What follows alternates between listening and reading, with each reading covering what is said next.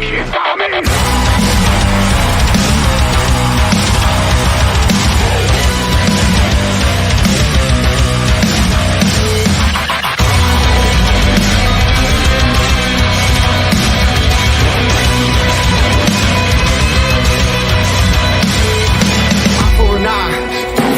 I'm telling you fools that I got nothing left to lose. Broken and bruised, black and blue, still on the move. And I'm showing the world I still got a lot more to prove. Now I'm coming out, swinging for your phone to ring. Standing there bleeding, yeah, you know what I bring. Know what I mean? Dark when the bell is rung, cause it's a little too late now to tell me run.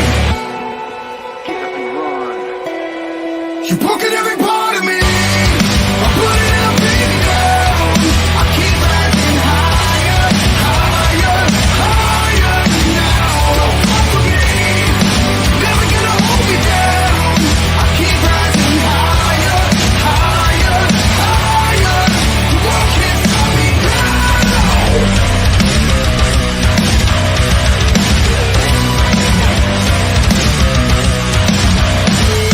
You see it's a calm before the storm. I was born for more, now you got me ready for war. Remember my name, everybody out of my way. Back up or get knocked out, this ain't a game. Cause I never stay down when they push me around. See the world stand up when they give me the crown. Now it's no time, do or die, dead or alive. You can try to kill me, but I will survive. I will survive. You're broken every part of me. I'm putting everything down. I keep rising higher, higher, higher now. Don't fuck with me. Never gonna hold me down. I keep rising higher, higher, higher. The world can't stop me now. You can't stop me. Can't stop me. No, you can't stop me. Can't stop me. No, you can't stop me. Can't stop me. No, you can't stop me. Can't stop me. No, you can't stop me. Can't stop me. No, you can't stop me. Can't stop me. No, you can't stop me. Can't stop me. No, you can't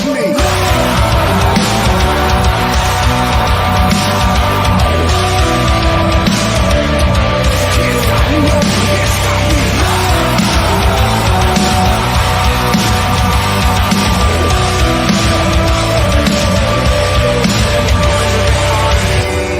I'm bloodied and I'm beaten down.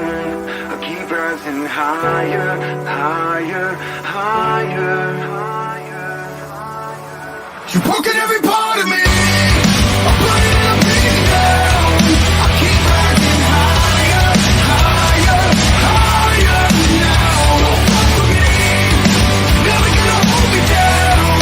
I keep rising higher, higher, higher. The world can't stop me now.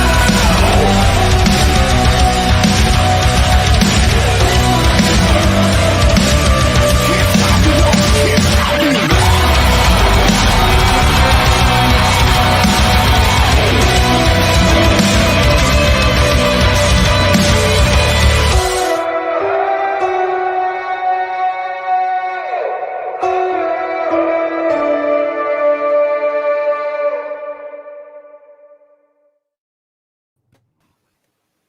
What's up, everyone, and welcome back to Ill Trained Fighters. As always, I'm Athen. And I'm Don. Sorry. Oh, like that song's like super loud and I have to like crank down my volume. And then like I can't hear myself, and so it's like, am I muted? And yeah. All right. I'm back. I'm Don. So what's been going on, man? Not much. Another week? Yeah, just another week. Another normal week. Yeah. Just back into the grind. How's the job working out? Since is the weather actually improving for you out there, or what? The weather is improving. But right now I'm in between jobs because of COVID. They ended up having to reschedule some of the jobs that we had. So they got pushed back. So I got laid off temporarily, and we're moving to California here at the end of this month. So I just was like, it's pointless to get a job for 2 months. So. Oh, gotcha.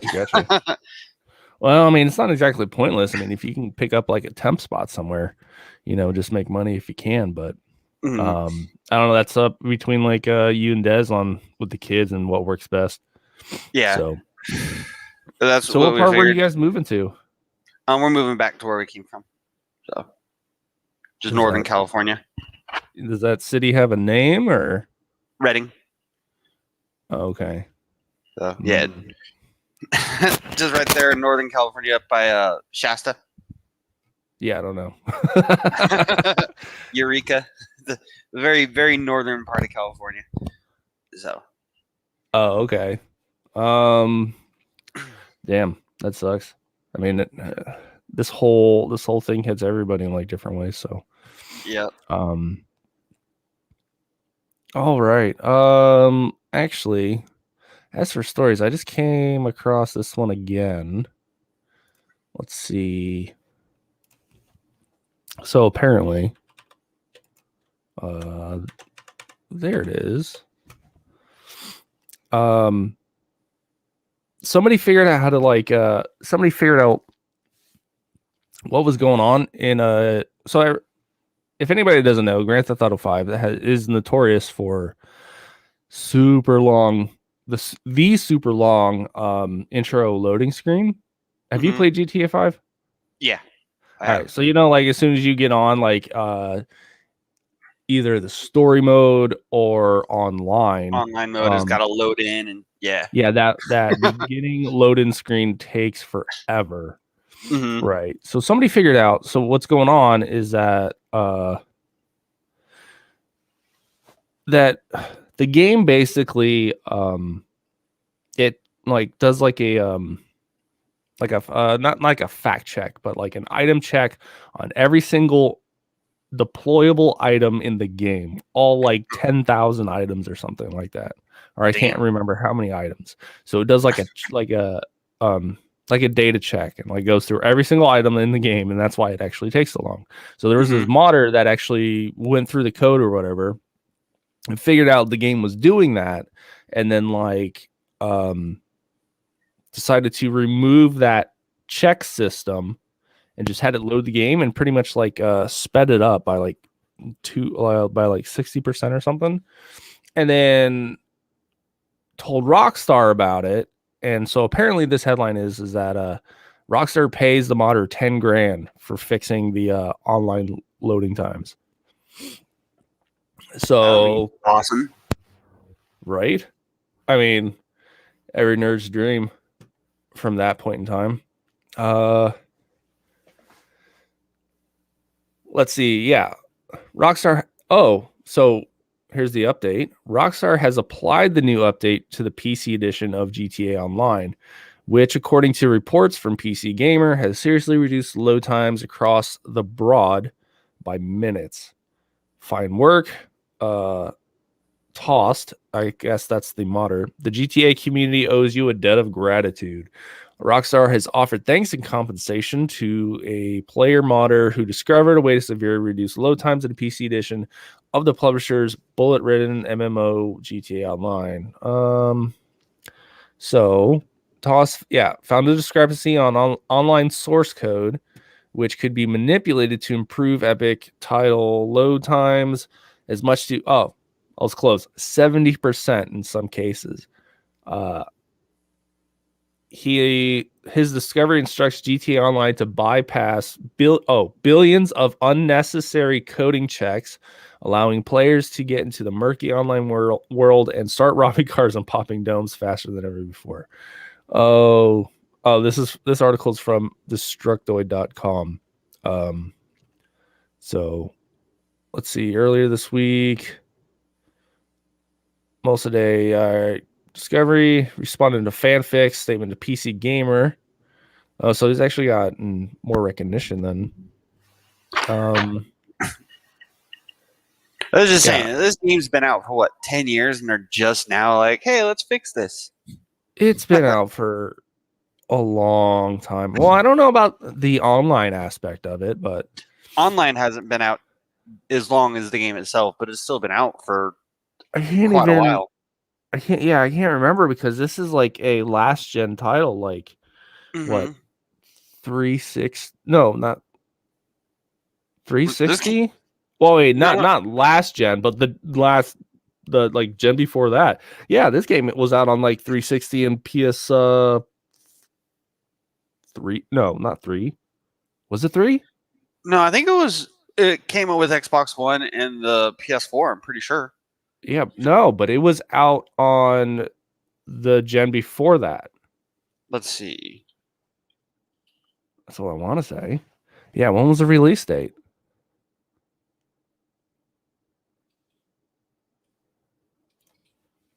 Let's see.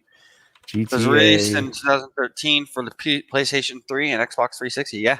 So, Yeah. and then, yeah, because I was having this conversation with someone one of the weeks when you weren't here about GTA 5. And because when it first released on the PlayStation 3 and Xbox 360, it had, it's released then, and then they re-released it for PlayStation 4 and Xbox One with Yes. additional content, and then I think they're planning on Yes. doing the same thing for PlayStation 5 and Xbox One, releasing it with additional content. So like it's a new game.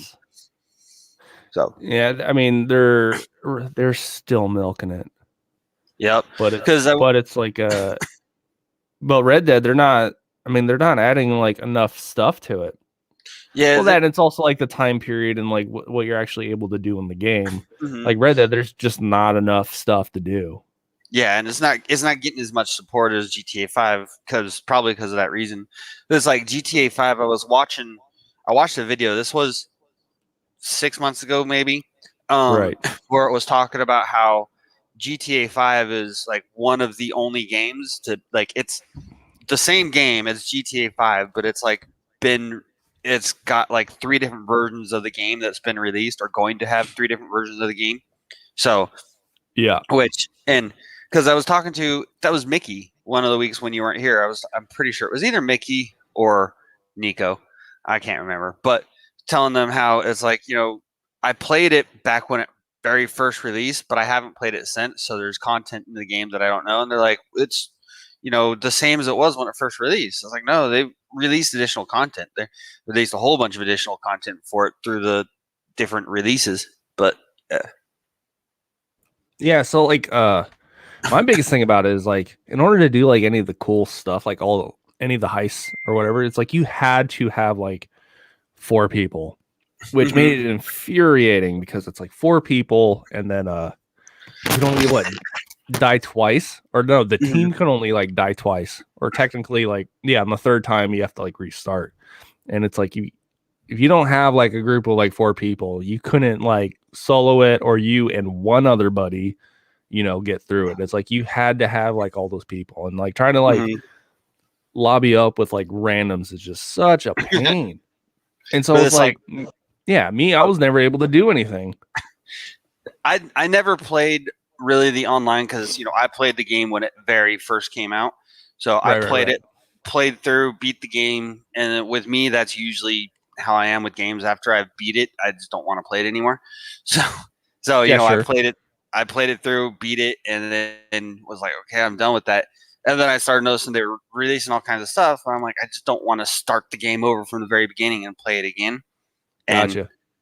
And so I just never got into it. But what I did like about GTA 5 when I first played through is when you beat the game, it gives you a psych eval based on how you played the game. Oh, really? Yeah. I can't remember. I mean, not that I'm willing to play the game through again, because it's like I don't know. I mean, it was an interesting concept playing between like 3 characters, but I don't know. I wasn't like all for that. And it's like, I wasn't like a fan of like, I wasn't a fan of like any of the characters that were there. I can't remember his name, the crazy dude. Trevor. Yeah, Trevor. But I liked his character, but that was about it. Like I thought it was cool because Trevor was in like Walking Dead, and he was, he was the only one. Well, the main guy, Mike, I think was his name. He was an actual like actor that was recognizable. So like obviously him, but Trevor, after playing GTA 5 and then like seeing him in different shows and shit like that, I was like, oh, that's dude from GTA 5. So yeah, I mean, he definitely got like a lot of recognition for it, and that main dude, and I can't remember his name either. I just call him like Discount Michael Madsen. Right. So, but if if Rockstar is gonna, actually pay the man and then implement his update, I mean, that's great on him. So hopefully other game companies will follow suit and actually, accept the support of like other players and people that are like dissecting their code and like willing to take like the free help, or just do like some other people, just like find out what they're actually talking about and like try and reverse engineer like how they figured the stuff out and then like implement their fix. I mean, yeah, you can't blindly trust people because people are also kind of dicks and will like put them like what like could like crash your game if they make some type of like update. But I suppose that true. They could, but I mean, modding is becoming like a really big part of gaming. Like that, it's actually coming like the whole part of the game process in and of itself. Because I know, especially with a lot of your like survival type games, they're using modders in the actual development of the game. So it's like take Ark for example. So Ark released in a pre-release state and all that stuff. So it releases out, everyone's playing it, and it's open for modders. It's got really good modding support. It's pretty easy to mod, I guess, from what I've heard. So what happens then is all the modders go to work creating mods for the game, creating new maps, creating new content for the game. And as that all goes through, people are playing with these mods, finding out which ones they like. The developer for Ark actually goes through and ranks them in an official capacity of like they have a rank board of all the different mods, and at a certain point they go through and they have the community vote on the top so many mods to find out which ones they want to implement into the game. So they'll actually implement features for mods or actually complete mod kits into the game as part of the game updates. So, and when they do releases for new maps and all that stuff, they always drop at least one that's a modder created map for the game. Right. Yeah, but then they also said like the same thing with Bethesda, because I know when Fallout 4 came out, they publicly announced like mod support. But then again, they were also saying that if you develop a mod that's like good enough in Bethesda's eyes, like we'll actually implement it into like the game and update it and then like make it like an update. But guess what? They never did. Nothing was ever good enough and nothing was ever made official. And like some of the mods for those games are like amazing. Just like when it came to like frame rate fixes, graphical fixes, texture fixes, like all that stuff that like made your game run better. It's like they still consider it just like an off-market mod that they couldn't condone. And it's like, so the way it works with like a lot of mods, for those that don't know, is like you have your game, you have your mod, is like that mod is like an update or an extension for the game that changes the original state of it.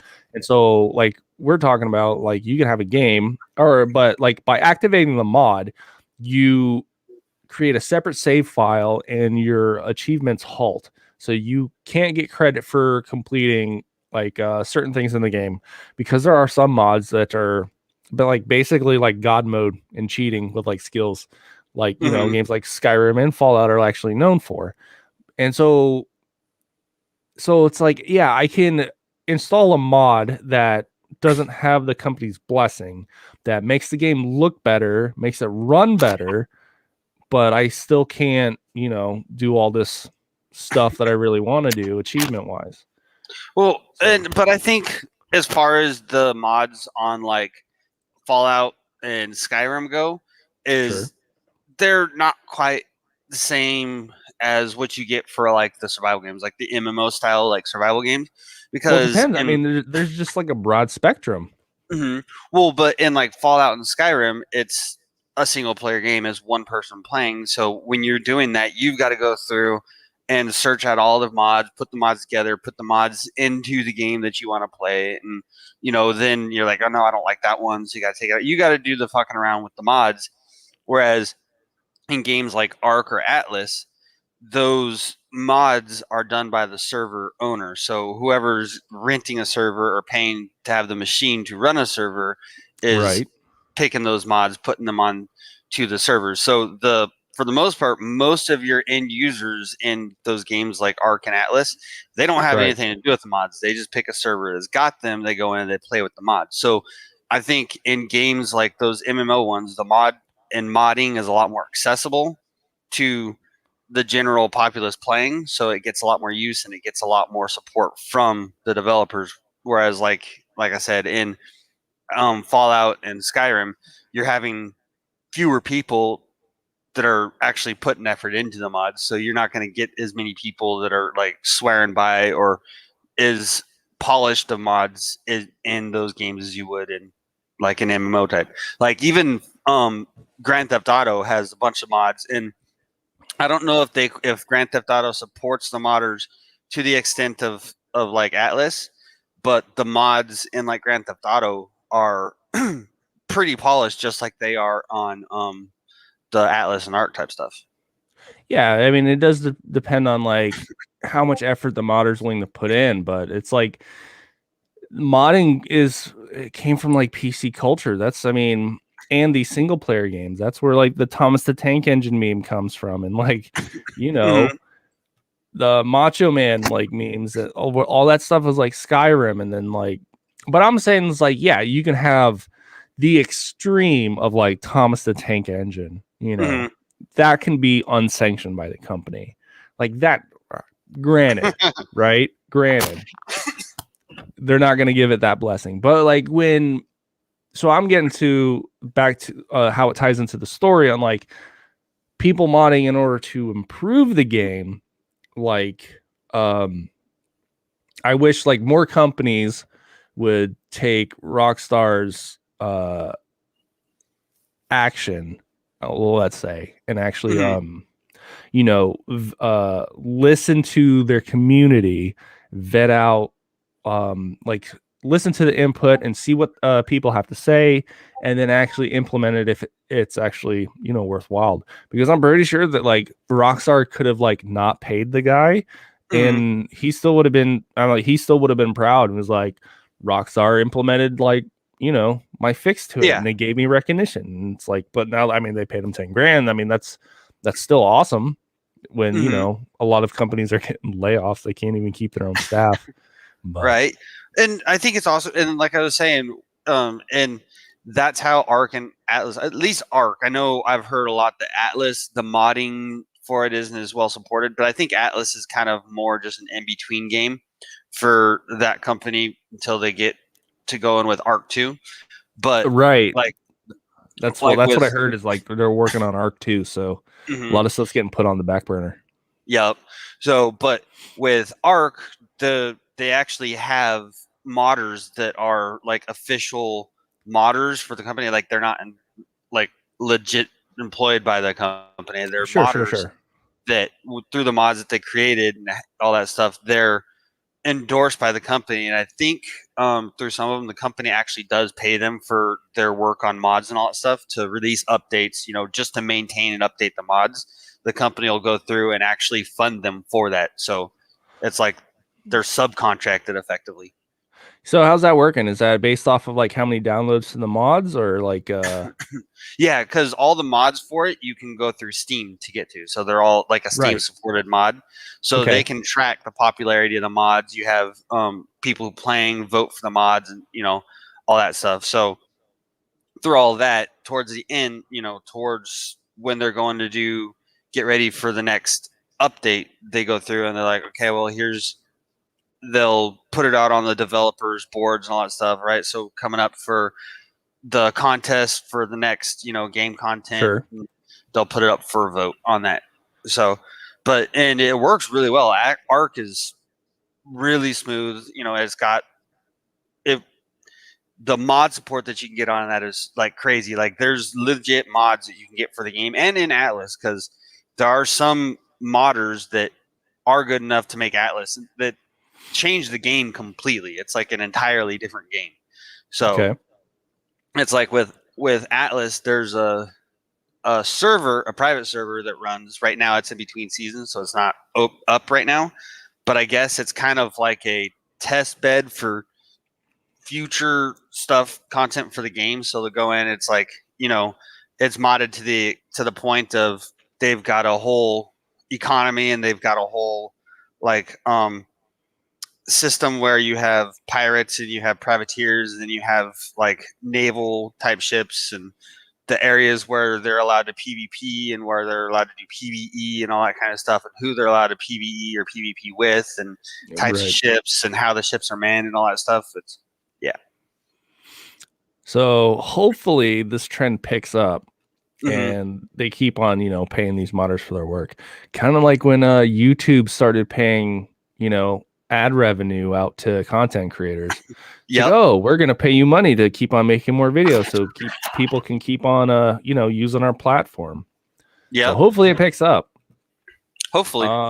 Yeah. And in the beginning of YouTube, it was actually really easy to get monetized. All you had to do is be like, yeah, I want to get monetized.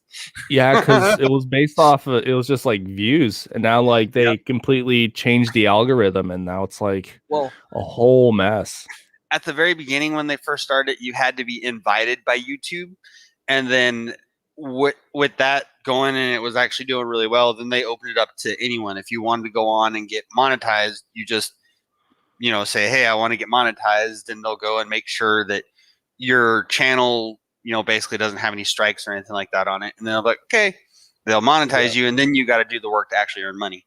Now they changed it to where you had to have, because my channel was monetized. Before it was like view based. That's why you had like a lot of animators going to YouTube because they can actually spend the time to make like a good animation, get the views, and then get monetized that way. But now, like when they change the algorithm, it's like based on views, like minutes watched, like if they click on suggestions, like so many things.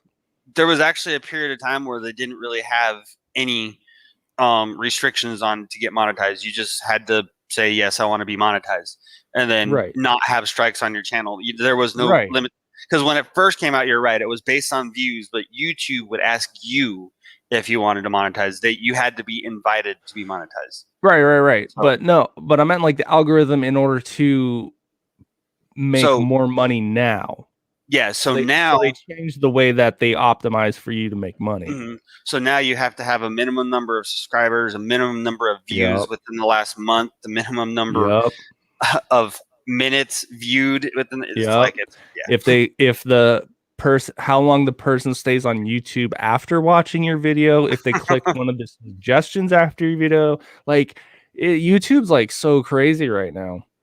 And it's like people are like trying to find like the best success, and then there's like you've also got the whole YouTube clips. And then there was and then with the algorithm, somebody like exploited the system where he was like, about making clips, and there was like the whole survey community thing. He exploited that, and it's like, I just put a survey, and it's like if you click the survey, and it's like it then brings more people to my channel, and it's like, and it's like he like beat the algorithm and like gained like, I don't know, a couple 100,000 subscribers like within like no time at all. So shout out to the spiffing Brit for his exploits, because like all things, everything's perfectly balanced. Right. Yeah. I think like last night he just put out a video on like how to hack McDonald's. So there was like one country where it was like, basically, like, say if a hamburger's like $1, it like the patty itself is like $1.10. So if you wanted to, you can order a hamburger with no patty, and then McDonald's would end up owing you like 10 cents. And so if you get like enough like ketchup buns, and then just get like you can have like a burger that will like actually pay itself. So it was like stupid stuff like that. So, so it's like you buy a bunch of just ketchup buns. So like say 10 of them. That way you get the dollar and that way you get the dollar in credit. Now you get your pretty much. It's like you could just shut down your like McDonald's. Oh yeah, sorry we can't make any burgers. Like we just ran out of bread. I mean, yeah, it would take like a lot of buns. I guess you could like go to the park. All right, if you also get like no ketchup or anything, you just have like, yeah, if you just have like pieces of bread, you just go to the park and just like, you know. I'd like to order 10 buns, please. They're like 10 buns? Yes, just 10 buns. Right. Having a barbecue later. yeah. No, it's like I'm gonna solve third world hunger in the duck community at the local park. Feed everything. Oh, speaking of updates, ID Software offers hints about Doom Eternal's PS5, Xbox Series X upgrade. And by the way, Doom Eternal just released its second expansion, The Ancient Gods Part 2. Man, I really got to beat that game. I'm being lazy. All right, so now that the second expansion has been released, the studio is focusing on the PlayStation 5, Xbox Series X upgrade for the game. We spoke to ID Software, Marty Stratton, about what we should expect from the new updated new generation version of the game. Couldn't really get a release date, but provided hints at the upgrade, saying that they were in a good position to take advantage of the new consoles or what they can do. I mean, yeah, it's good they should develop the games for the new consoles, but it's like when you can hardly get, a new console. I mean, you could kind of like take your time, because I think like PlayStation 5 is still sold out in like most places, which I might actually look into getting. But quote from Stratton saying that I've been at ID for a long time, so probably take technology a little bit for granted, and the scalability of the technology just because it's ingrained in the ID tech culture. Let's see. It's a little pretentious for him to say. Scalability, high frame rates, high resolution, regardless of what platform you're playing on. ID's always had a PC focus. I think ID is owned by Bethesda as well, because Doom is made by Bethesda. Mm-hmm. So I think ID's like owned under the Bethesda ZeniMax umbrella. Is it really? Because ID, that's really, because ID's back from fucking Nintendo days. Yeah, probably. They got bought out because the new Doom games are their ID, but I'm pretty sure they're Bethesda as well. You know what? Yeah, the Doom games are Bethesda because they're on that Microsoft Game Pass with Bethesda. So we'll do it this way. Who owns ID Software? Based in Texas, blah, blah, blah, blah. Oh, formerly called ID Software. Look, ZeniMax Media pops up. Will it come in their Wikipedia? People, controversy, other media, game development timeline, history. Yep. Tim Willis left the company in 2019. ZeniMax was acquired by Microsoft and became a part of Xbox Game Studios. Okay. Yeah. So 2 years ago, they were bought out. Because, ID was Donkey Kong. So that means Bethesda's got... Does that mean Bethesda would have Donkey Kong rights now, or? Yeah. I mean, if they wanted to, they can shut it down. I don't know if it'd be expansion, Oculus lawsuit. Oculus. Oh, yeah. ZeniMax. 2020 present, Microsoft acquisition. Yeah, and Bethesda was bought out by Microsoft. Anyways, back to the story at hand. Let's see, more quotes. Yeah, PC focus. Duh. Once we get the hardware in hand, it's really kind of a back and forth between the technology team, creative team. Ray tracing is a great example. What does it mean for the visual style of the game? Is it going to change? How do we want it to change? Goes from theoretical conversations and laying the foundation and groundwork to the actual decisions of how things look. All right. Like, no BS. That, I mean, normally I can't read, but right here, how things look. I know a lot of these tech articles have so like it's like they get a freaking fifth grader to type them up. It's like, what the fuck? Right. I mean, I get what they're what they're going for. Where it's like, yeah, they're mainly PC driven, and then let somebody else make the port. And it's like, because normally, when it comes to consoles, it's underscaled to what like a PC's capability is, right? So it's yes. Having someone else do the port, like, I get what you're saying there on that, but that can become problematic too, and also because games like 7 Days to Die, that's why 7 Days to Die completely kind of just got fucked. Yeah, but not necessarily like having somebody else do the port, but it's like putting like the port on like the back burner, right? Mm-hmm.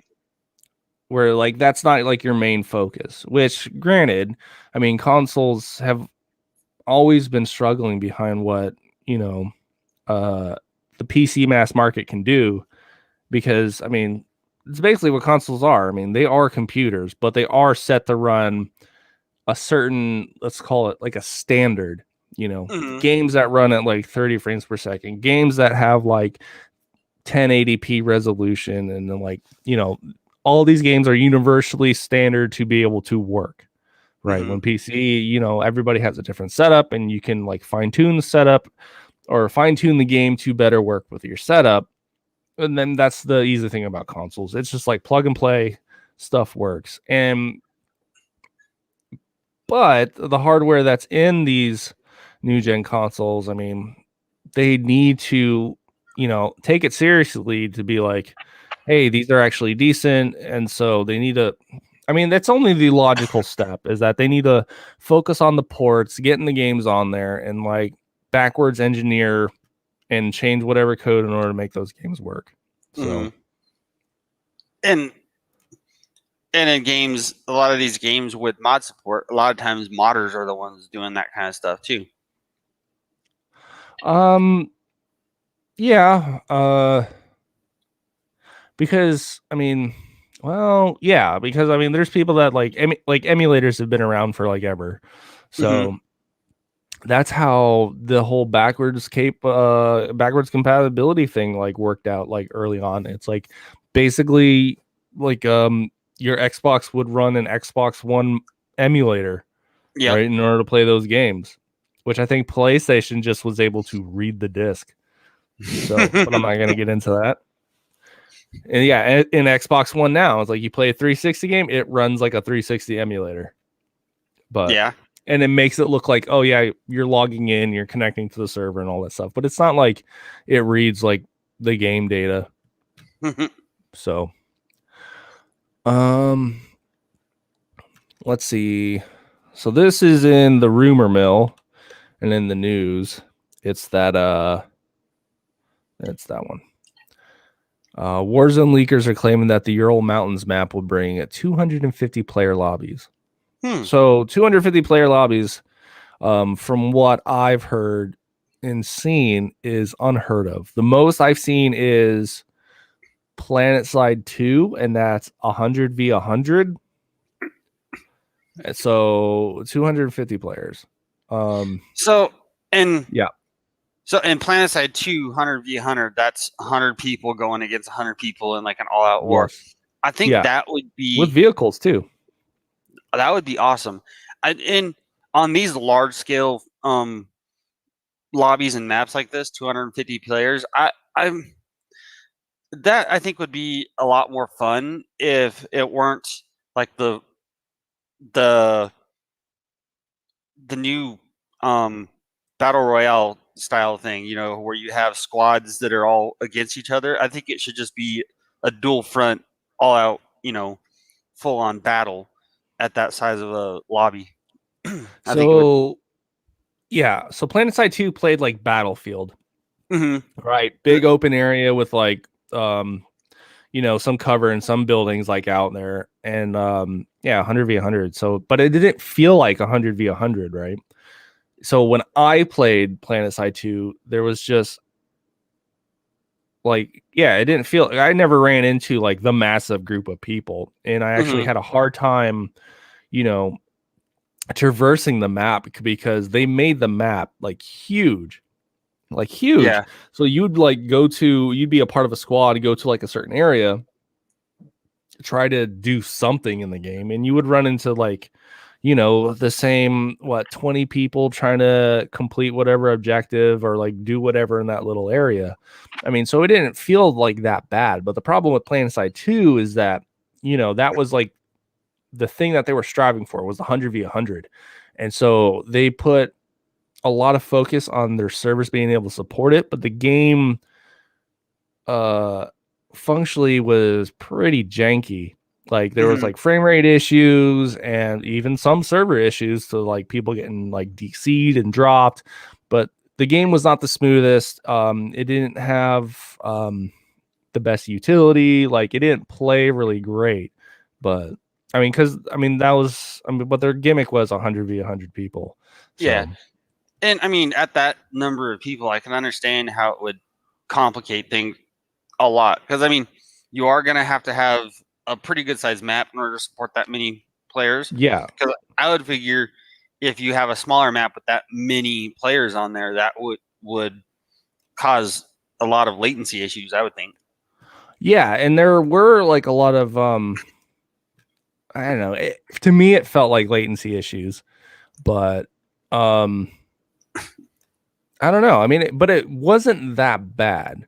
It was just the game itself, because like the game was known to just be janky, and like your frame rates would suffer. Like you could have like a beast of a computer, and then it would still run at like really bad frame rates. I don't even know. I mean, I wanted to say, it's so PlanetSide 2 is actually free on Steam if anybody wanted to try it out. I got the store page right here. So it is free to play. So it's like mixed reviews, but it's overall positive. But I don't see, let's see if I can. Yeah, so the textures in the game aren't super great, but I mean, it is a free game.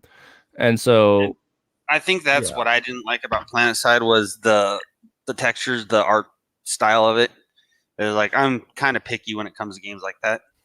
Yeah, it kind of reminds me of like Command and Conquer, but I mean, yeah, you've got vehicles. It plays like Battlefield, and it's like you are gonna need vehicles. Like you can like get a jetpack or whatever, but yeah, it just takes like way too long, just like to traverse the plane. But I mean, if anybody want to try it out, it's free on Steam. I mean, there's lots of games like that take forever to cross a map, like Eve. Freaking in Eve, you can be traveling for an hour or even hours sometimes, depending on where you're going. That map is huge.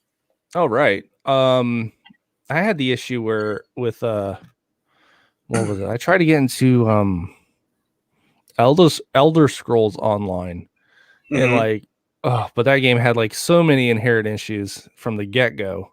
Yeah. Just like the party system, the quest system, it was just like a pain. And then it's like you don't get a horse until like who knows how long, and so you're just like walking around everywhere, and then like just getting lost. So I'd played ESO a little bit for a little while, and it was all right. But to me it seemed too similar to like Neverwinter and all that stuff, and I was just like never really got into Neverwinter myself, so I just kind of same thing with Yeah, so Neverwinter is D&D based, right? Mm-hmm. And there's actually like even a quest in Neverwinter where like you play like tabletop like D&D. Like they make you like roll dice and like you got like your little figure like going through the dungeon and everything. So that's what I mean. Neverwinter is like based off of Dungeons and Dragons, and then even the latest Baldur's Gate, I think it's like Baldur's Gate 3. They based it even more off of Dungeons and Dragons, where you have to do like perception checks and like checking for traps and then like checking your environment. So that one plays even more like the Dungeons and Dragons. But anyways, ESO, I mean, it played like, Elder Scrolls, but integrating the MMO aspect, trying to make it like WoW, which is successful, and as they should try to make it like a successful model, it just didn't work out for them. There was like way too many bugs with everything, Yeah. Oh, and like server issues like out the ass, just like waiting to get online. So not everybody has that type of patience. But it's been a long time since I played it. It was when it first came out, so right. So Activision's really trying to like, milk this Warzone Call of Duty cow for as long as possible, because I mean Call of Duty games are only known for like sticking around for like a year and then that's it. But then again, Cold War's not that great. And Warzone's still sticking around. And that's the crazy thing. Did you know that Cold War, we covered this a few weeks ago when you were on the show. Cold War is actually like in the top 5 of best-selling games ever. Yeah, but it's a Call of Duty game. Almost every Call of Duty game is like a best-selling game. Like every year. I know, but this one is like all-time top. It's like it's in the. Let me see where it was, because we did cover this a few weeks ago. Yeah, but Modern Warfare and Warzone push those numbers. So I mean, it's also like in the recipe for success. But inherently, that game's like not great. I mean, they did update it, they did patch it to make it better. But I mean, look, all right. So I mean, look at the Cold War integration of Warzone. Like all those games are still messed up. Right, or like all those guns are still messed up. Like the attachments are wrong, the specs are wrong. And I'll agree with that. It was definitely carried by Warzone. Like yes. So I mean, in the single player aspect, like the cinematics were like super janky. Like you get like stuttering, you would get crashes. I mean, there was like a lot of problems. Well, it's because, and I don't understand why they did this with Cold War, but it's because they were trying to do this next gen engine game on the previous gen engine, because they already had the next gen engine developed and were already putting games out on it. And then but it's Cold War comes out. True, but that's the issue. After this one right here on Cold War, all of the games, Call of Duty games coming out, are going to be on the Modern Warfare engine. Yeah, because they also saw like how much it suffered. All like when it launched, like all the bad reviews for it. Yep. Because it's like, oh, our old engine isn't working, and we like our game's like crashing and stuttering. It's like we need to fix this. But so yeah, who did Modern Warfare? Was that Activision? And then Treyarch is Cold War, or no, I think it's flipped. I think Activision is the Black Ops one, and Treyarch is the actual Call of Duty one. I think. Right. Let's see who made Modern Warfare 2019. That is, come on.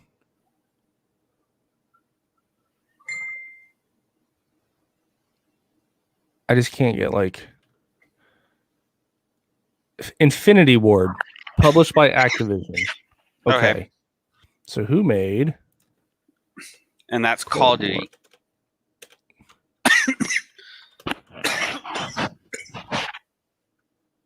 And Cold War is gonna be Treyarch because Treyarch is Black Cold Ops. War is Treyarch and Raven Software, published by Activision. Okay. So there's our divide. Mm-hmm. So Infinity Ward made the new game engine that Call of Duty's been using for the past, I don't even know how many years. So yeah, because we also talked about that on a previous show. Mm-hmm. I think it was like, when we kicked AT off, we started it back up again. Mm-hmm. So they made the new engine, and then Treyarch is like, well, we ain't got time for that. Here's the game. Let's just do what we've been doing. Use the old engine, try to add like new stuff. It wasn't great. It was the worst timing for them to do it because right here when the whole Call of Duty franchise is trying to go to this more. I mean, they were trying to evolve. Mm-hmm. You know, and then here comes Black Ops, just like fuck your plans. Because it's like it probably would have went over real smooth and nice if Black Ops had used the new engine for the game. That way everything would have integrated and it could be this ever evolving single game like it seemed like they're trying to do it instead of dropping a new title every single year. I think they just want to go with one title that's just going to continuously evolve with the kind of like the whole Grand Theft Auto but formula. You also got to think about, like, at the time, you know, when Modern Warfare released, I'm sure, like, you know, Treyarch was in the middle of production of, you know, Cold War. So it's not like they could scrap everything and go back to, like, you know, the brand new engine that they had, because I mean, these guys get like 2 years to like make this game.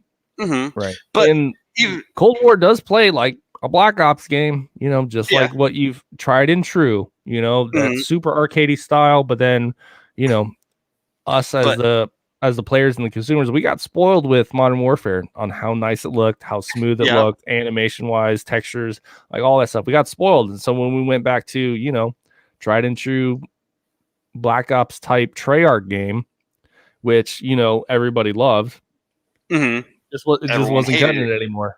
Yeah. So, which sucks. I mean, I do wish, because I think Black Ops could have been a really good, or not Black Ops, Cold War could have been a really good game had it worked out with that engine. Because even me, I tried to play Cold War. I was playing it for a while, then eventually I just got burnt out and tired of it because, like you said, it was buggy. It just wasn't the same. Right. I mean, and there are aspects of like the single player part of the game which are really cool.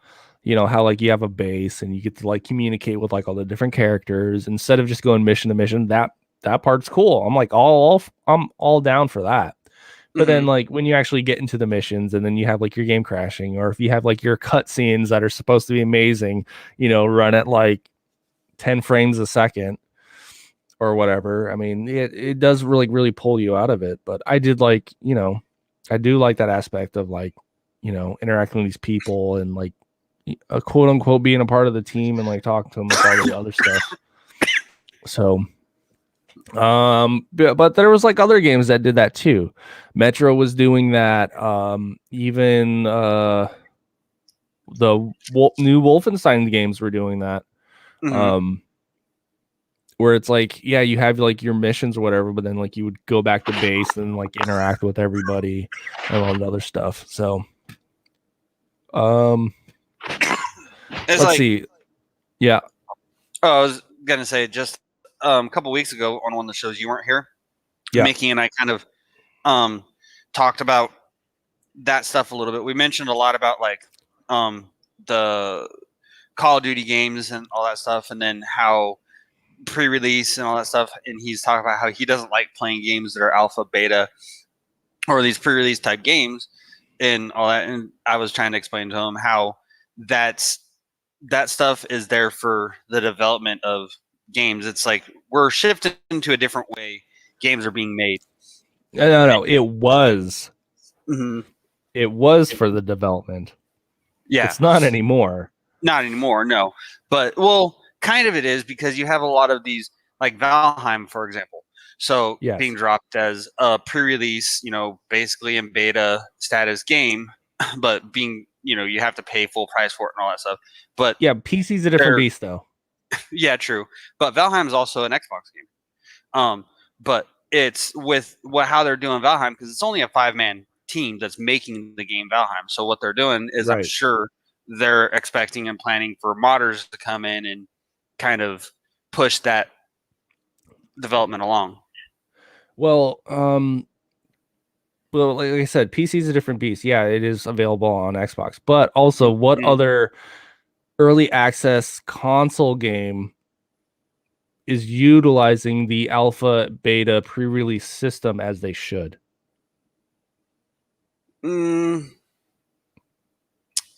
Atlas, Atlas and Arc are another one. Yeah, Arc. Okay.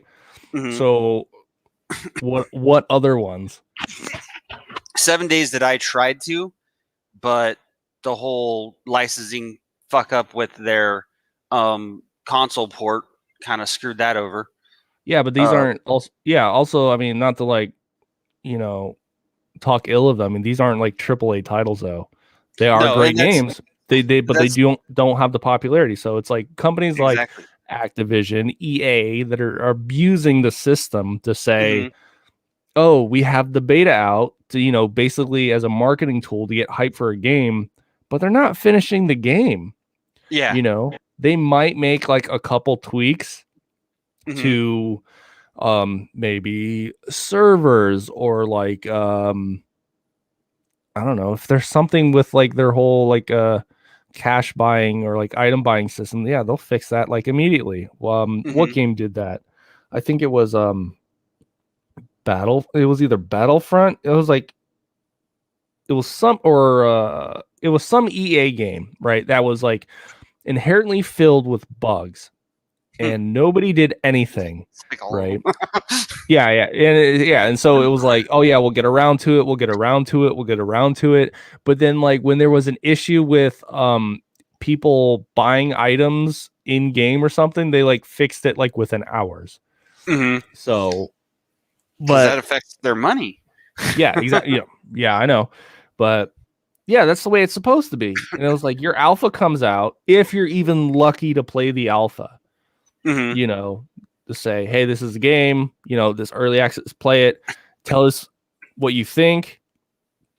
And then also the developers would track to see what's going on with that game, see how it performs, also see how the servers hold up, and see inherently what people say about the game in the reviews. And then they would continue to develop the game. Same thing with the beta. The beta is the almost finished product. All right, let's see how our work's progressed and see what we need to work on. And then people would do the same thing, but you would expose it to a wider audience, and then you would see how your game holds up. And then you would fix it, and then you would release it. But the way things are working now, it's like the beta comes out and it's like, this is basically going to be the finished project or finished product. Yeah. So, and the process you were describing, that's like the old school, alpha phase, beta phase, closed, an open alpha beta tests where they'll open the game up to be played for a period of time, and then they shut it down. They address issues that came up during the alpha beta, and then they work into release. Now I think it's being abused by the larger, companies that I just stated. But I think it's the whole alpha beta phase thing is evolving to allow more indie producers to be able to drop good high quality games like Valheim and like Arc and like Atlas. They have smaller teams, less money to be able to work on it, but they release the game in like an alpha state and just let people play it and kind of evolve working on it. So as it goes along, they get stuff from the player base and they fix that, Yeah. they correct that, and it draws more players and make more money. Yeah, and they're And- also not charging like $60, except for like maybe Star Citizen. And speaking of, I need to get Star Citizen. They just released a new update to actually allow like PvP combat. I haven't. But I just want to fly spaceships. I started like No Man's Sky, but that's just like a pain. Yeah, I haven't ever tried No Man's Sky. I tried, I think, a beta or something like that on Star Citizen. Like I was able to play it for free for a little bit, but I never actually got into it. Right. I want to. And Star Citizen it's going to be like an Eve style game. With like, explain a little bit more about it to me, because I don't still. So Star Citizen, I guess it's going to be like Eve, or like not really WoW. It's like everything's all based in space, and it's got like a lot of everything. Is there like yeah, there's like material building? I don't think it's got base building per se. I mean, there is like material gathering like in space, and you can go planet side, but we're talking about procedurally generated planets, where it's like you can fly your ship like from space, go down to a planet, and then like fly in the atmosphere of the planet. You can land on a like building in the planet, and then like go inside the building, and then they've got like cities developed and built up to where it's like, and is there customization? Want it to be? Yeah, is to your ship and to your character, okay. And then they keep on adding more and more and more. I mean, this game's been in like alpha stage for like ever. And we're like, there's memes online saying like, yeah, this game will like never be finished. And it's been like, I think mainly crowdfunded to where like these people are like buying into the game, and then the people are, the development teams taking the money and putting it towards making the game better, adding like all this stuff to it. I might have to check it out. I might have to get it just to give it a run and see, because I mean, I've heard a lot about it. I've been really interested in it, and a big part of the reason why I built this computer, not only for like, streaming and stuff like that, but also so I could play games like Star Citizen. Right. Oh, yeah. Let's see. I'm going to try and like bring it up and see like how much it is right now. But yeah, they just added like a battlefield style, open PvP like combat. So, okay. I didn't like feature in like one of our stories for the week. But I'm just waiting for this thing to load. So let's put a pin in that until I can figure this out. Like I said, it says like play now. All right, so all right, this is what I'm looking at.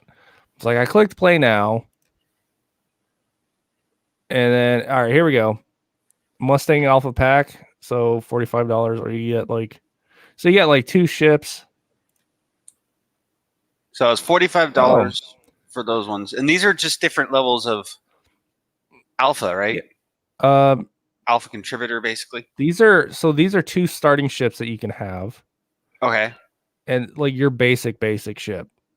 So you got the alpha, you've got a self-land hangar, you get 1,000 money, 3-month insurance, and you get the digital download. Yeah, $45. So I mean, it's still cheaper than like a full-fledged game, but what makes this expensive is like how much is involved. So Squadron 42, this is the new DLC that just came out. So you actually get to so it's a single player campaign in the universe currently in development, and so this is where you can actually fight people. Yeah, but you can upgrade your ship, and you can like walk around your ship. Like you're in the cockpit and you see like everything, and then you can leave your chair and then like traverse like your ship if it's like big enough. So like there's just like so much detail that they added in like in activities for you to like actually do in this game. I really need to And Star They're not Citizen's doing not that. a Steam game, is it? No. Same thing with like Tarkov. It's off of Steam. I mean, All right. will it be on there one day? Maybe. But the other thing is because Steam takes royalties, you know. Yeah, that's right. They take a percentage just like Epic. Wow, talk about a segue. Let's see. I got couple more. I got this and like maybe one. This and like one more story for games, and then I got more into like movies and TV. So let me finish this Warzone story. The one that we like barely talked about before we just like went off track. A handful of Call of Duty Warzone leakers have been floating around rumors of a new map, which is supposed to come in April. Could lead to lobbies having 250 players in it, but there are reasons for it to be skeptical. Prior to the launch of Warzone, there are many questions about how the battle royale would work. Would it be as realistic as PUBG or a little more lighthearted like Fortnite? If it's Fortnite, just leave it. Just quit. How big would the lobbies be? Questions were answered shortly thereafter. 150 players being able to dive into the game in Verdansk. Another update looming large, seemingly bringing a new map to the table. Leakers have been claiming the new lobbies will be expanded way beyond their current limit. Let's see. Some guy dropped information in January saying that Raven Software and Treyarch have been testing it out. This new map, which is supposed to be bigger than the current map, but it's not going to be as graphically heavy. So new Warzone map is extremely large, so much that it has 23 locations, more vehicles, and talks to be 250 players. So get on the hype train for this. Which I think like the map now is like, in my opinion, like pretty huge for a BR game. And there's actually a good amount of stuff. Yeah, there are spaces where like you have to traverse across like plains and nothingness to get there, which is why vehicles are so nice. That and like if you roll single player, like you need a vehicle. So and did it sound like when you're reading it, it said that the graphics aren't going to be as good? No. It's not going to be GPU. It's not going to be as GPU bound. Okay. Right. Because sometimes when like you get into like a highly dense area, and so your GPU has to render more textures and more pixels and everything, and then you can get like frame drops from that. So they're gonna better optimize the map frame wise and like performance wise they're gonna make it so it runs better. Now, if they mean that it's not as graphically bound as before, and we get in there and it's just like deserts and nothingness, because they're going to be like, oh, it's the mountains, there's nothing in the mountains, that's going to be some major BS. Yeah, which I'm pretty sure a lot of people will rage for it, but I was just looking at Star Citizen just because I wanted to see what other packages. Did you know there's a freaking package for buying the game or whatnot that costs $1,100? Yeah. But all right, I'm gonna have to go back because I just saw like those two basic ones. Yeah, this one comes with like 6 ships and all kinds of stuff. But can you toss it up on the screen? Yeah. Hold on, let me go over there real quick. Share screen. Content. This one right here. So yeah, $1,100. And it comes with this expedition ship, another expedition ship. Right. This one looks like it's actual buggies or cars, but it says it's a ship, though. Yeah. And then these ones, and it comes yeah, with the Drake Dragonfly. so Like, yeah, but you see that Drake Dragonfly, the black, yeah, that one right there. That thing's huge. Mm-hmm. Yeah, and so you get to fly like this massive like battleship or like a freighter type, and it's like, yeah, you can walk around that. Yeah, there's like a whole bunch. Yeah, and these ones are actually ground vehicles, so you can take the cars and drive around on planets. Uh-huh. And then it also comes with digital download for it. You get the Squadron 42. You get 20,000 money. Right.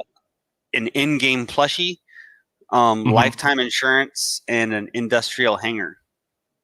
Where did you go to see all those? I went to the main Roberts Space Industries, and it said Yeah. to look at all their game, the pledge store. So I just went to the pledge store. Oh, pledge store. Mm-hmm. $1,100. That's some dedication. Yeah, you got to be into the game quite a lot. Right. But I'm pretty sure, I don't know, you're like almost set for life at that point. Yeah, as far as the game goes, yeah, you're coming in. I would say that's almost pay to win in that aspect, because that seems like you're getting in-game stuff right there just because you can. Yeah, afford. but like you see some of these ships, you know, like, oh, here's the other one, the Constellation Aquila. That thing is like massive. Mm-hmm. Like, where is it? Let's do that. If it'll pop up.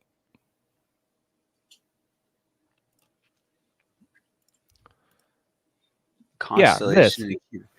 You can fly that. Is that just a ship you can buy? That's one of them. And that's like ridiculous. Yeah, so you can fly like this one or this one or this one, and it's like, Jesus. 61 meter. Another one, awesome. Like, it can have up to 4 human crew members. Yeah. Huh. What other game does that? I don't know. Here's another one. This one's going to be even bigger than that. The Polaris. I don't understand how it's such a big ship, though. It's supposed to be a Corvette. But. Well, I mean, look at, like, Star Wars. They have the Hammerhead Corvette, and that's, like, one of the biggest ships that, like, the Republic has. True. What'd you say it was called? Hold on. Let me get back to it. It is the Polaris. Oh. So these are all Constellation classes. These giant mothers. Buying options. $310 if you want to buy. If you want to get the package that has the Constellation Aquila. Or similar ships. All right, come on, view all ships. There's a heavy fighter. Pathfinder. So the Terrapin, that's probably the one that you would use for like expedition and mining, gathering resources. Oh, this Hornet Wildfire looks pretty cool. This fighter. Yeah. So medium fighter, that's a Pathfinder, a heavy fighter, an expedition, cargo. Like, oh yeah, so there's Polaris Corvette. Is that the one you were talking about?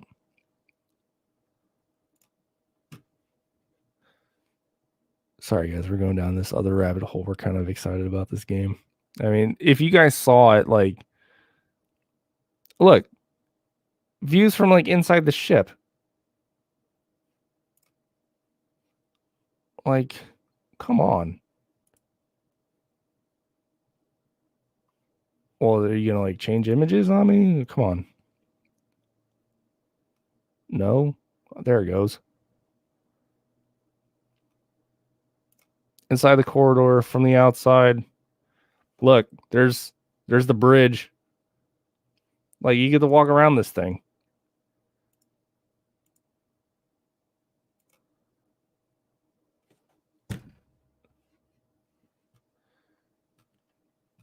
Anyways, where did Athen go? I'm sitting here talking to myself. Anyways, let's not have me so big. Go back to this. All right. So let's just keep it rolling. Athen will join back in whenever he can. One of the other big stories is that EA Play, which is EA's like basically their Game Pass, where they have their game library for like an online subscription, and you can access a lot of their key titles, their up and coming big games. Game Pass just added their whole library that is on EA Play to Game Pass. So you don't even need to purchase EA Play anymore. I mean, just get it all through Game Pass. So this is an older story on the 17th. Oh, St. Paddy's Day. This news came out. But EA teamed up with Xbox Game Pass, and yeah, EA Play membership will be at no additional cost. This went live on the 18th. They have more than 60 titles of EA's biggest and best PC games, like Star Wars Jedi Fallen Order. Oh, I get to play that now. I'll have to like hook my controller up. FIFA 20, Titanfall 2, Need for Speed Heat, Battlefield, Madden. I'm gonna pull up like my Xbox Game Pass thing, and then like we could actually see what's on there. Like the YouTube, because they've been running. I was saying they've been running a YouTube commercial like every single day, like over and over every single day since they dropped that. They released that news, and it's showing all the games they have on there. It's a big thing. All right, here we go. So I'm in. Oh, I have the EA desktop. EA and their proprietary software, like, yeah. Because I think you're talking about EA, not Bethesda. Yeah, EA. Okay. So like, what was it? I tried to play like a Star Wars Squadrons. I had tried to play. I got it through the Epic store, but in order to play this game, Epic has to then launch Origin in order for me to play this game, and it's like, it's stupid. So like, yeah, so you can see see all the games on the EA desktop app. I guess I'll have to download that. Sims 4, there's Star Wars Squadrons, Madden, Command & Conquer, Jedi Fallen Order, there's Battlefield 5, Battlefront 2. They even have Crysis on here. I think I've got the EA Game Pass on my PlayStation. Right. But see, it's like, I'm glad I didn't get this, because now it's on, it's all on Game Pass. No Way Out, Titanfall series, Dead Space series. Oh, I might have to stream the Dead Space series now. Oh, sorry, guys. I haven't been streaming. I've been like lazy, watching anime and like playing Apex. Madden's there's all the Mass Effects. So Need for Speed. All these EA games are now on the Microsoft Game Pass. Yep. Okay. All this. See, I have my Game Pass app opened up. Yeah, so I got like a few things. Oh, I think I must have this on my computer. Yeah, I've got it on the computer too, because I've got Spore and I've got SimCity too. I used to love those games, SimCity, and SimCity 2000, Spore, all that stuff. Yeah, so all these games are now free if you just pay Microsoft, the $10 or whatever. So, Epic has some competition now. Steam, Steam's just like a marketplace, so they can really care less.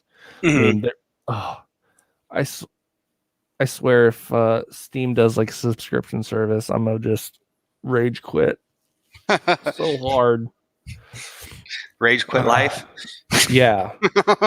It's like, like how would you feel if like Amazon charged you a subscription fee to just use the basic function of Amazon? I mean, that would because because Prime's different. Prime, you get perks, right? Yep. You know, like free shipping and then like access to like a whole bunch of other stuff. But it was like, Google had like a subscription service. That wouldn't be a very good business model for them though, because that would crash them. Because it right, like but nobody. That's the joke. Oh yeah, because Right. it's like nobody would go to Steam anymore if you had to pay in order to be able to buy games. Like if Steam went to a subscription based thing where you were able to and these are all free. Download so many games per month or whatever, right. you know, that would make a little more sense. But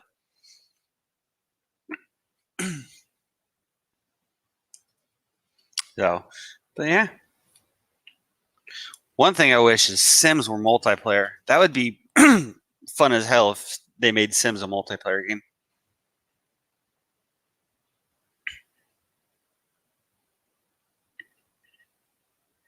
You're muted, Don. Yeah, I was trying to like think and like put like my comments together or my thoughts together where it's like, how would that really work? Because it would have to be like an MMO. But if like even if they made it just like co-op to where like you could in your family you could have one person run one character, another person run another character, and you kind of play the game instead of having to control each character individually, you know? Yeah, but you would do that, but then you would also have to work at like who gets what control, like the build menu and like buying stuff and controlling other NPCs. Are other NPCs being able to be controlled? Because when you go into like the buy menu, like, you know, everything pauses. So like you're going to have like limited availability. I mean, I guess if you had like a specific online mode, but then you also have, you know, people that would just troll other people and like, because I don't think they allow murder in the game yet. So, I mean, at least you don't have to worry about PvP. And like, Sims, oh, come over to my murder house. Why hasn't The Sims added that DLC? That would be awesome. You could just live out your fantasies of being a Sims 5 with the new H.H. Holmes murder house DLC. Oh man. Or welcome to my sex dungeon. 50 Shades of Sims. Yeah, right. All right. Yeah, do you have anything else video games? Not that I can think of right now. All right. I've got only a few stories for movies and TV. So we talked about this on a previous episode. The Last of Us TV series. So apparently some news came out that they're actually going to make some big changes to the actual story. Oh, really? Yeah. All right. So according to good old trusted GameSpot. So with the story of The Last of Us, like especially with the first one. Yep. Because at the end you have multiple endings. There's a couple different ways the story can end. You can either choose to kill her, or you could choose to, you know, let her live. So that would make it a little difficult to make a movie on it or a series on it. But right. And then I'm just confusing myself even more because The Last of Us 2 goes based off the thought process of you saved her at the end of the first one. So okay. But yeah. Go ahead, continue. All right. So, for those who don't know, The Last of Us show is being produced by HBO, and it's adapting to the original game. So, at least for the first season, fans shouldn't expect to know exactly what happens. But in fact, there are certain parts of it that will differ pretty significantly from the original material. I mean, it kind of makes sense, though. They have to. Right. So, Neil Druckmann, who wrote and served as creative director for both games and is executive producing the show, said the action level will be toned down on the show, obviously. I mean, you'll save money that way.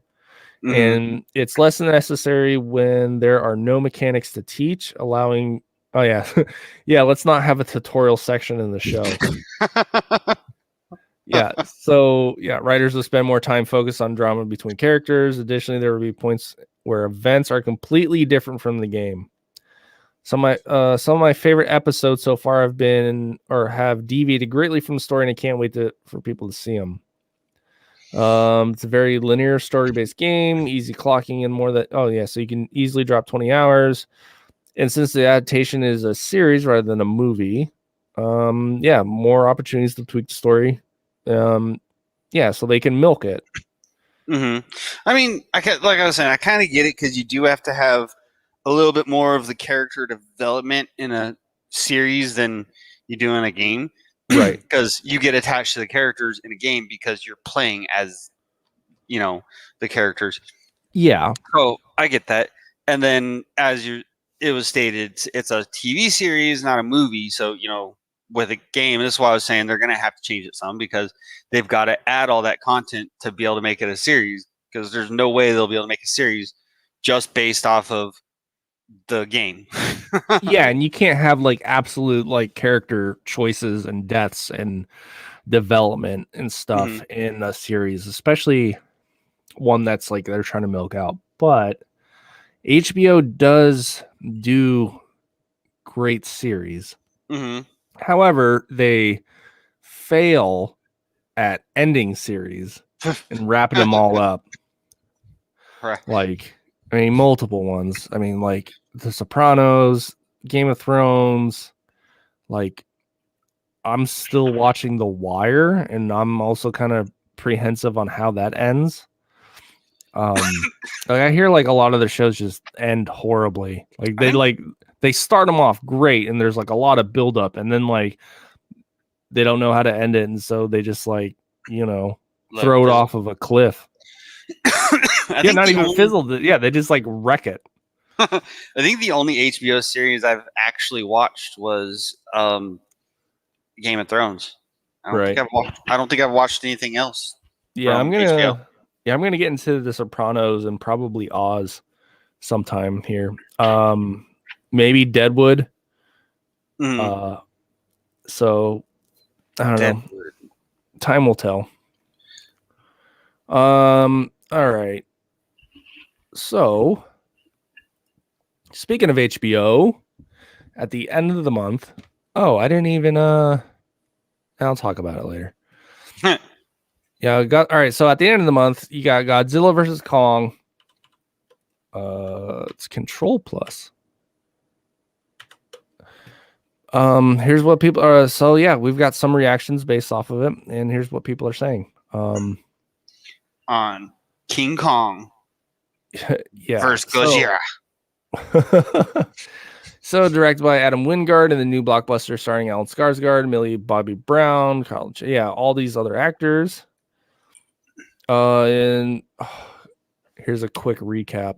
In the years following the events featured in Godzilla, Kong Skull Island, and Godzilla King of Monsters, Monarch embarks on a perilous mission into fantastic uncharted terrain, unearthing clues to the Titan's very origins. Human conspiracy threatens to wipe out creatures both good and bad from the face of Earth forever. So in a recent video, so they just released a video that explains why the two monsters are fighting. Now I just need to see the fight. All right, so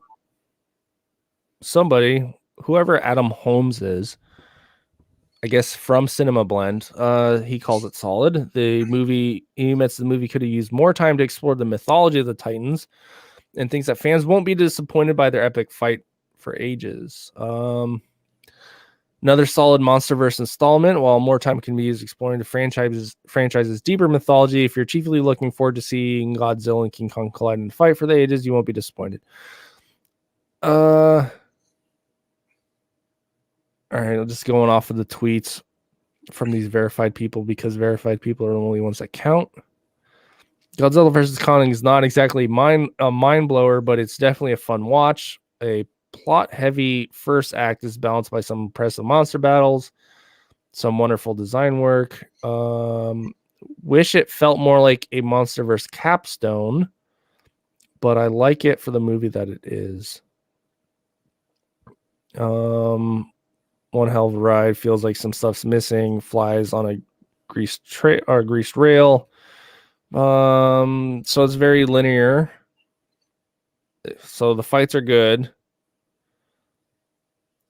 But I mean, so it's like what I expect. Oh, Perry Nemiroff. Probably as it should be. The Titan fights are the best parts.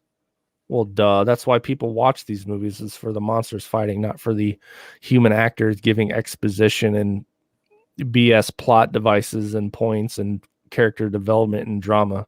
Like, nobody cares. Like, even that was like my problem with like the first Godzilla movie. It's like he was in the movie for like not even 5 minutes, and everything else was like based off of these characters. And yes, the way movies are made and with the way the budget is with CGI, yeah, I get it. But you can't like complain where it's like, oh, my movie isn't successful when you call it Godzilla and you hardly show Godzilla. You know? Yeah. It's like, how do you get up calling this Godzilla? Right. It's like even like superhero movies. Like, yeah, how are you gonna have a movie called Superman and you barely show Superman? Mm-hmm. Or you just see Clark Kent, which is probably why what is that? Superman Returns suffered so much. And it's like, yeah, we don't care about Clark Kent and all of his problems. We want to see Superman. Right? But Clark Kent is Superman. Yeah, we don't care. Just like Spider-Man. It's like, yeah, show Spider-Man doing Spider-Man stuff. We can care less about Peter Parker and his teen problems. Oh, I got to make another TikTok. I don't know what to do for content. Wait, what? NC-17 cut of what the hell? How is that even? All right, so I just stumbled upon this, as you guys just saw. So Robin Williams, Mrs. Doubtfire director, responds to rumors of an NC-17 cut of the film. How is that even possible, though? I don't know. They make the bodysuit like anatomically correct. They put like nipples on it. Okay. They really don't need to mess with this movie. Let's see. Fans became anxious when rumors recently began to claim that an NC-17 cut of the film existed. I mean, I guess if like dialogue, I don't know, can dialogue and like jokes can like push a movie to NC-17 territory? It could definitely push it to like rated R. Yeah, because that was a PG-13 movie, wasn't it? Yeah.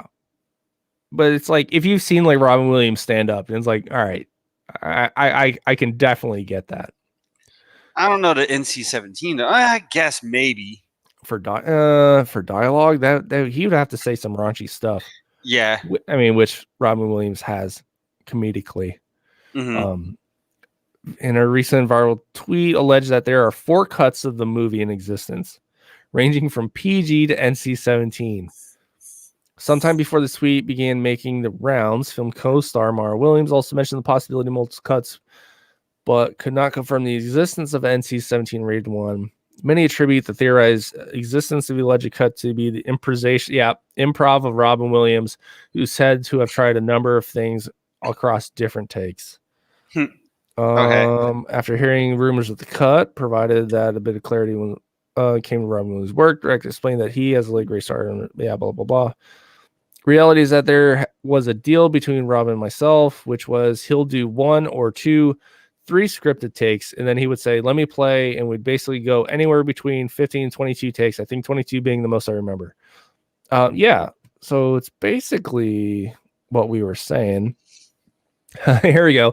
He would sometimes go into territory that wouldn't be appropriate for a PG-13 movie, but certainly appropriate and hilariously funny for an R-rated film. I only previously used phrase NC-17 as a joke. There could be no NC-17 version of this movie. So yeah. So based off of language, yeah, it would go into like rated R territory, but not NC-17. NC-17 is a bit much. You'd have to get real, because NC-17 is just like, that's like soft porn status right there. So yeah, because I think like so it's like rated R, you're supposed to be 18 and up, but like your parent or guardian can like allow you to see it. But like I think like NC-17 is like it doesn't matter. It's like you have to be 17 and up. Yep. So and like I said, dialogue, that would have to be some shit that even us on the ships would blush over. No. I'm pretty sure it would fall right into where we feel comfortable. Right. Just release like the blooper reel. Just release like the outtakes. Mm-hmm. We'd be happy with that. Don't mess with the movie. I don't know. That one has like that movie's I hold that one near and dear to my heart. So it came out at a time when like my parents were getting divorced and that movie's about divorce. And so it's like, yeah, don't mess with that movie. It was a pretty good movie. I liked it. I watched it a bunch of times. I liked the part where they're on the table singing the 90 by Nature song. That was 90 by Nature, right? And like the very beginning? Yeah. Jump, Chris. No, that's Crisscross. Was it Crisscross? Yeah, Crisscross gonna make you jump. I never eat a pig because a pig is a cop. Better yet, I'm a Terminator, like Arnold Schwarzenegger. That wasn't Crisscross, was it? No, those lyrics are from House of Pain. Jump. Yes, there we go. That's the song. When they're on the coffee table. Yeah. Doing... yeah. Oh, hello.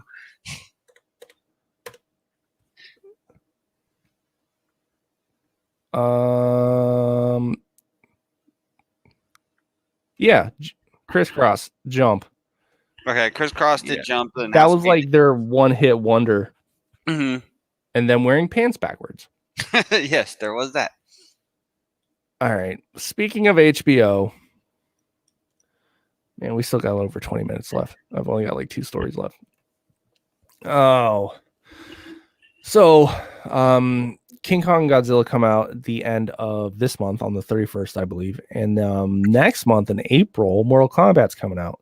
HBO's, they're figuring out this whole current living situation, streaming service releasing, content.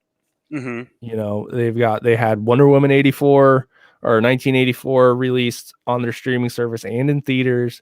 They got Justice League Snyder Cut released on their streaming platform, and they've got King Kong coming out end of this month. They've got Mortal Kombat coming out this month. Oh, they released the Tom and Jerry movie as well. Mm-hmm. I didn't even know that was happening. Yeah, and I think there was like several more movies that are coming out. And then even more, I want to know about what the Tom and Jerry movie, considering all this cancel culture shit that's going on right now. Like, did that affect the Tom and Jerry movie any part? Because Tom and Jerry, you're talking about like the old school Looney Tunes characters, Tom and Jerry, right? I don't think Tom and Jerry was. I think. All right, I don't think Tom and Jerry was Looney Tunes. I think Tweety from Tom and Jerry made the cut for Looney Tunes. Yes, but I don't think Tom and Jerry were actually officiated. Okay, we'll say. And if anything, if any part of cancel culture is going to affect Tom and Jerry, I think it's going to be the stereotypical black maid housekeeper mom person that was in the old cartoons, but they didn't specify that she was like, like the Help, even though she was dressed up like it. But then again, I don't know. But Whoopi Goldberg's been like pioneering for cartoons to be kept the same in order to preserve culture and time. To say like, hey, these things happened. Let's not change and edit history. Yeah, I mean, getting rid of it, just hiding it, be like, oh no, we don't like that. This is offensive. Covering it all up just opens it up for it to, because people are going to, lose the it's going to get lost eventually. Like people are going to forget. It's it's not going to be right there. We're not going to have examples of it. So it's going to come around. That's how I feel. Yeah, just like Disney made all the World War II propaganda cartoons disappear. Mm-hmm. That nobody hardly ever talks about. But Disney's a powerhouse in of itself, so they have the ability to make that stuff disappear. But what was it? Pepe Le Pew getting canceled because of promoting rape culture? Yeah, I completely agree with that. I mean, even knew then that was like messed up. Mm-hmm. I mean, I get, but there's canceling it. I don't see the point of canceling it. I mean, if it was a show that was currently being made and all that stuff, and it was still actively happening, it'd be like, okay, yeah, you can't do that anymore. But this is content that it already exists. It's existed for 70 years. I mean, what is? Oh no, we can't have this. What good is that going to do? Like, it's not going to achieve anything other than hiding that it ever existed. And yeah, but so it depends on how they do it. Mm-hmm. So because they did the same thing with Speedy Gonzalez, right, where he's racially offensive on how he's portrayed against Hispanics, right? All right, that makes sense. And so what they did was, I believe Warner Brothers owns the Looney Tunes. So what they did is, like, in new cartoons, they just, changed what his character was about. They took, because like always in the old cartoons, he was about like trying to steal stuff, run really fast to like get in like buildings or like sneak stuff in and out and like all this other stuff. But like so I mean, they just changed his character, right? So it's like Pepe Le Pew, it's like they can just change his character instead of like completely delete him from existence. I mean, what would be like some new like cartoon concept where you have like Pepe Le Pew as like a matchmaker of like some dating company or whatever? I mean, they could still like find a way around it, but yeah, I mean, yes, I get that, but I don't know. Yeah, it's really tricky. It is. I mean, because on one hand, like I grew up with, well, it was stuff that was way before even I growing up, but I remember seeing the cartoons and Pepe Le Pew, and it was funny. It's like he's always getting turned down by the girl, but you're watching him slither up, kind of snake up around, and all the hearts, and so in love with. Yeah. It's like did everyone from my age go out and become a rapist like that? No, it's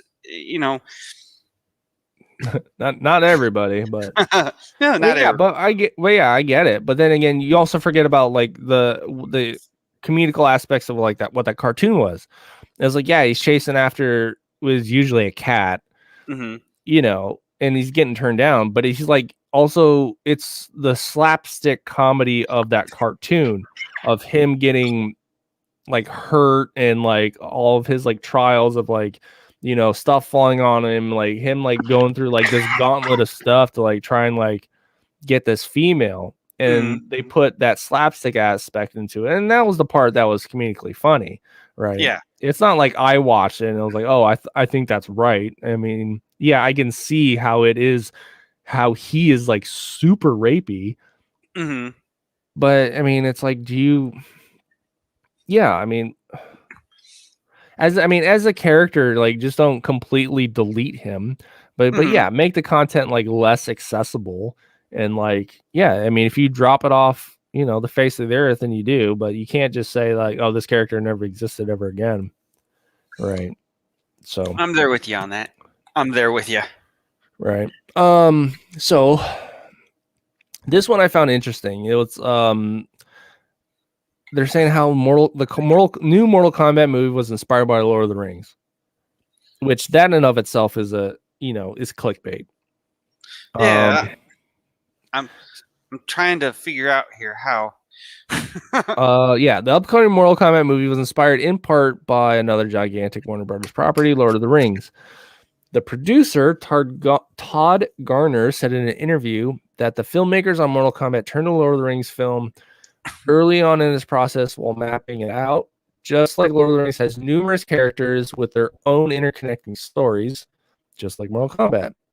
So when we really researched all the lore and fantasies and rules of mythology in Mortal Kombat, really looked at it like Lord of the Rings. John Tobias and Ed Boon created this tone that's so thick and complex and amazing in terms of all the crazy different characters. You have ninjas, you have soldiers of fortune, you've got clones and aliens, ex-police officers. There's so many characters. The challenge then, how do you bring them all together? I don't know. You also could have looked at like Marvel movies and stuff. The production team used in Lord of the Rings as a template on how to best go about this. Garner said, similar to how the writers of Lord of the Rings movies needed to cut things out and change the story to make it work better on screen. Same is true with the Mortal Kombat film. In the novel, you have like 1,000 pages. You have to distill it down into 2 hours. You have to make choices. You have to be smart about the essence of what's happening. So when we set to make about movies, we start developing. That's how we began. It's about being respectful to the canon, to the rules of the mythology, as with a novel. See, the only problem about like Lord of the Rings, like using that as an example, was that Lord of the Rings was split up within the movie, where it's like you almost have two separate movies like three separate movies in those movies. Like the second, all right, so I'm gonna explain this for anybody that doesn't know. So the first Lord of the Rings, Fellowship of the Ring, right? You have all these multiple characters, and they pretty much team up in order to go out and destroy the ring. But by the end of the movie, everybody splits up, right? So movie 2, the Two Towers, movie Towers, movie 3, Return of the King. Those two movies are basically can be broken down into like 3 movies within those movies based on what characters they follow, because they're completely separate. You know, you have like your Frodo and Sam arc, you've got your Merry and Pippin arc, and then you've got like your Aragorn, Legolas, and Gimli arc, right? They could have they're like all separate. They're like they don't even interact with each other. Mm-hmm. So for Mortal Kombat to like say, oh, we're taking these characters and we're splitting them off and they're doing their own thing, right? So maybe they're saying that the Mortal Kombat movie, there's going to be multiple movies. It's going to be more a series than anything. Oh, I'm sure if it's like widely successful, they would definitely. Because that's the only like Mortal Kombat is going to be to kind of set the backstory, set the stage, kind of give you your lore throughout it, and then from there. But you should also not make a movie based on the fact of, hey, I have a story to tell, but I'm gonna do it in multiple movies, right?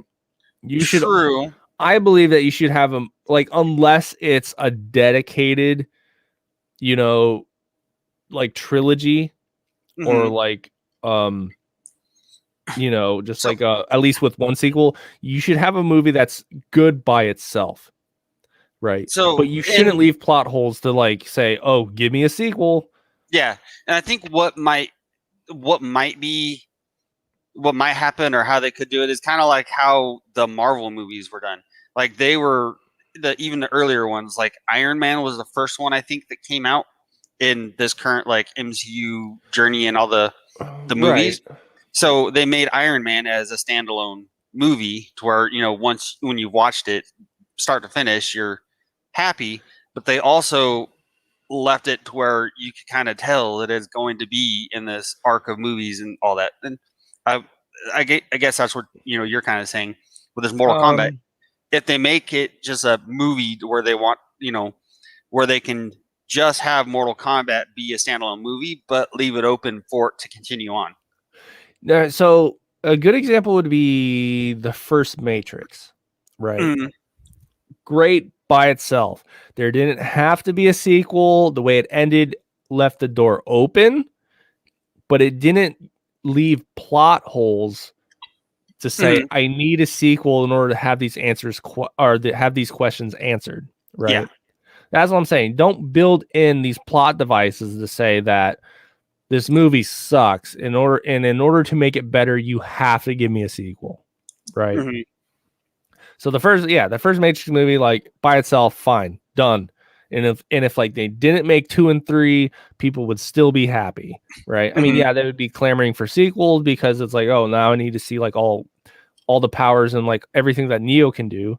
You know, I mean, they still want that, but it's not like, oh, I need to figure out why this happened, who's this character, and like all this other stuff. And it's like, yeah. So, but I think that Lord of the Rings is a bad example. And I hope that they don't go the Lord of the Rings route by separating all these characters and them having completely different stories under the umbrella of Mortal Kombat. I feel that they should treat it like an example, like the Avenger films, not Marvel movies per se, but the Avenger films, how it's like a big ensemble cast, right? Where you have this team, and then like everybody gets a good amount of screen time, right? And yeah, you may have some people that branch off and do everything else, but it's like everybody's keyed in a good amount, and there's good interaction, you know, and then there's like whatever epic, you know, congregation at like the end of it, right? So I don't know. I think that, but then again, if they would have said, "Oh, we based our movie off of Avengers," then everybody's going to be like, "Oh, they're going to have like a certain preconception, misconception of like the direction of the movie." So yeah. So and I don't know. I feel that like Mortal Kombat could do this pretty well because I mean, if you look at Mortal Kombat, it is individual characters. It's, you know, whenever anyone played Mortal Kombat, everyone had their favorite person that they'd play with. Most often it ended up being Sub-Zero or Scorpion. But mine was always Raiden, though. But it's like, you know, you had people who chose those. So, and that's why I'm saying I think it might actually work really well if they did the movie where the first one is Mortal Kombat. It's kind of laying the scene for Mortal Kombat, shows everything. And it's, you know, a movie in a whole is opening up all the characters, introducing them to you. And at the end of the movie, you're going to be happy with the movie. But continuing on from there, they could do like a Sub-Zero movie and a Scorpion movie and a Raiden movie, kind of like that. So I think a game that actually probably did a great job are like the past couple Mortal Kombat movie or games. Because they're played out like a movie with like cinematics, and yeah, you have like your fight scenes and all this other stuff. So like when they rebooted Mortal Kombat in 2000, what, like 11, 12, somewhere around there, you know, where so take the story out of it, but like how it was actually done, where you have like the group of people and they have like a task, and like everybody like goes and does like their thing. That was like a great way to like have all these characters interact instead of just tournament fight, you know what I mean? So yeah, so they could do it, and I mean they've done it in the games, and there's other movies that, you know, that have done it, but it's like using Lord of the Rings as an example. I mean yeah, when you have like 2 movies that have like three separate storylines, it's like kind of hard to like use that as an example. Anyways, yeah, we're almost out of time, so we're going to touch base on one more story and thoughts on one other thing. We've got Falcon and Winter Soldier review. The MCU returns to an epic thriller territory. The Marvel series opener brings some eye-popping espionage action, not really espionage yet, and major Captain America vibes to Disney Plus. Here we go. It felt like Falcon Winter Soldier arriving just 2 weeks after WandaVision's glorious sitcom weirdness, which was actually not too bad. It starts, me personally, WandaVision was kind of rough starting out, but then as soon as it like picked up traction, like by the 4th episode, I want to say, I was like hooked. But then again, I waited for like the series to be done stayed offline from like any spoilers, and then I just like binged the rest of it. So, but then again, it was kind of rough. Those first few episodes, they were unique in what they were trying to do, but I don't know. It just didn't sit well with me. Let's see. The first episode streamed Friday, and they will stream on Fridays. Delivers an upfront with Sam Wilson, aka the Falcon, immediately embarking on a visually stunning aerial rescue, which was actually a pretty cool scene. Scene mirrors the opening set piece to 2014's Captain America Winter Soldier, subtly reminding us that Steve Rogers chose Sam as the next person to wield the iconic shield. Big shoes. Sam doesn't think anyway. Yeah, I'm not going to get into the synopsis of the show. And so, yeah, you get a first look at Sam back in Louisiana with his family, dealing with his return and how, because like his family survives, like, you know, the Thanos snap. Mm-hmm. So it's like, you know, just him dealing with his family. And then you also have Bucky's character, him dealing with PTSD and all of his trauma from like the Hydra brainwashing. So anyways, this is basically a rundown of the episode and not like, you know, reviews on like people praising it or like giving like reviews or reactions to it. I mean, have you seen this? I have not. Okay, so I've seen it, and I mean, it definitely feels like old shoes of Marvel doing what they do best with, you know, characters, great action, hidden story behind it. I mean, I'm definitely going to be tuning in for more and see what else happens with it. But we're wrapping up here. I've been hyping it up for the past few weeks and finally was able to watch all of it. Justice League Snyder Cut. It's on HBO. Yeah, it's 4 hours long, but I found it to be yeah, I don't want to say, yeah, I'll say amazing compared to the one that was actually released in theaters. Like a lot of stuff, like cinematically, everything was shot so much better. How everybody was talking about like, oh, DC should have did the Marvel route and released all these individual movies before releasing this team movie. No, they didn't need to do that. They just needed to release the movie how it was supposed to be, because everybody gets their screen time. You know, they set up these characters like who they are. There's like, you know, backstory to them. And then they just like combine everybody in at the end. But you can't release like a 4-hour movie in theaters, right? Mm-hmm. That's not realistic. Yeah. And there's some stuff that you could cut out. I mean, there's a lot of Zack Snyder slow-mo, and I wasn't crazy about the color palette because I wish it would have been brighter, but it was like way better. So, I mean, the hype is real, unless you're going to be like, you know, a complete movie critic. But if you want like a good movie, it doesn't feel it's 4 hours long. There's like a lot of stuff that happens, and if like, you know, if you got like quarter of a day to kill, you might as well check it out. But, let's see. I wanted to get to the comments real quick. April Mueller, she was watching the whole show. She said sometime you got to talk about the AI stuff. So last week on It's 1700 somewhere, she had a question about AI. I can't remember exactly what it was, but I answered a little bit on the 1700 somewhere show, and I told her that would be a better question for on this show. We don't have time to get to it this week. Don's not going to be here next week, so we'll probably make sure you're watching us the week after next and bring up the question so I remember what it was and we can discuss that then. Yeah, or April, like during the show, bring up that topic, or if there's like an article or something that you would like to share to the Ale Train Fighters Facebook page, you can do that. Anybody can do that, really. If there's something you want us to talk about, either DM us on that page or just like immediately share something to that page, and we'll try to make something happen.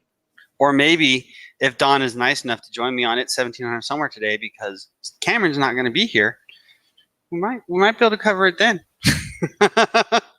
All right, we'll put a pin on it.